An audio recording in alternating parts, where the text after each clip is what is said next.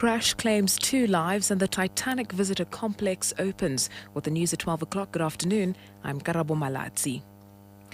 2 people have been killed after a light aircraft crashed into a shack in Randfontein on the far west rand this morning. The cause of the accident is not yet known and will be investigated. Netcare 911 spokesperson Jeffrey Wick says 2 children were inside the shack during the crash but escaped unharmed. Paramedics received a report of the crash and responded to the scene. They arrived to find that a light aircraft had downed and crashed into a shack. 2 young children who were asleep in the shack at the time miraculously escaped the crash unharmed. They were assessed by paramedics at the scene and treated for symptoms of shock.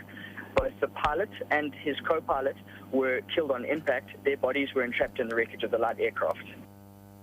A group of people are marching to the Premier's office in Johannesburg in honor of the 1994 Shell House massacre. 19 people died and others were injured after IFP supporters marched against the first democratic elections to the then ANC headquarters. The march organizer Sipho Mhlongo says they will hand over a memorandum to call for March the 28th to be a public holiday amongst other things.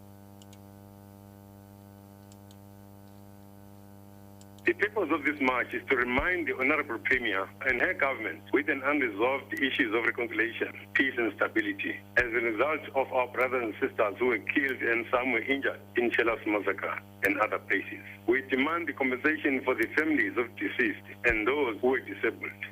We demand a monument where all the names of the deceased will be engraved as a symbol of peace and reconciliation. We demand this day, 28 March, to be a public holiday. Hundreds of families in 6 villages in the Tubatse municipal area of Limpopo have been displaced after heavy rain hit the Sekhukhune district last night. Tubatse municipality spokesperson Thabiso Mokoena says they've joined hands with local mines and other government entities to provide relief. He says a disaster management team has also been deployed in the area to assess the extent of the damage. At the moment, we've got 6 villages which have been heavily affected. Our disaster management team is busy assessing the situation. And then what is going to happen is that in association with the mines and the district disaster management team, we are going to distribute tents, blankets and food parcels. Most of the houses have been swept away by the storm. The 18th annual Klein Karoo National Arts Festival is underway at Oudtshoorn in the Western Cape. Thousands of festinos have descended on the ostrich capital, and organisers say ticket sales have gone up by about 10%. Over 180,000 people visit the festival yearly, and it yields about 100 million rand to the local economy. Mlamli Maneli has the details.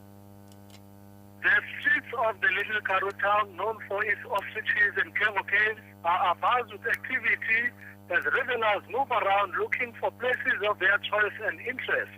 Several roads have been closed to motorists, while traffic personnel and parking attendants are busy giving directions. Apart from artwork, accessories and goodies, food stalls with variety of tastes are also aplenty at this festival. Its CEO, Brett Paper, says this year's focus is on environmental awareness to highlight green issues. Lamni Maneli, SABC News, Oudtshoorn.